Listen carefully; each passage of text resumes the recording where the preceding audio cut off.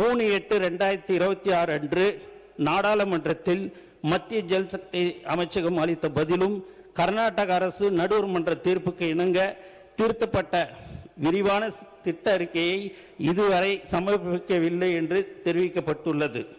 இது தமிழ்நாடு அரசின் நிலைப்பாட்டை மேலும் உறுதிப்படுத்துகிறது.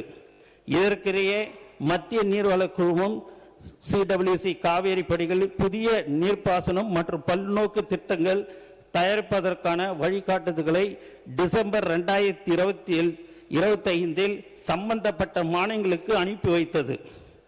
காவேரி படுகை ஒரு பற்றாக்குறை படுகை, ஆதலால் எந்தவித புதிய திட்டம் செயல்படுத்துவதற்கும் வாய்ப்பில்லை என்பதால் இந்த வழிகாட்டு நெறிமுறைகளை திரும்ப பெறுமாறு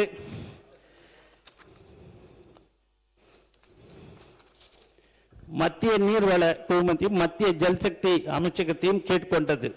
இருப்பினும் அந்த வழிகாட்டு நெறிமுறைகளை திரும்ப பெறாததால் கர்நாடக அரசு இவற்றை பயன்படுத்தி புதிய திட்டம் தயாரிக்க வாய்ப்புள்ளதால் மாண்புமிகு தமிழ்நாடு முதலமைச்சரின் உத்தரவுப்படி தமிழ்நாடு அரசு 3/8/2026 அன்று மாண்புமிகு உச்ச நீதிமன்றத்தில் இந்த வழிகாட்டு நெறிமுறைகளை திரும்ப பெறுமாறு மத்திய நீர்வள குழுமத்துக்கு உத்தரவிடக் கோரி ஒரு ரிட் மனு தாக்கல் செய்துள்ளது.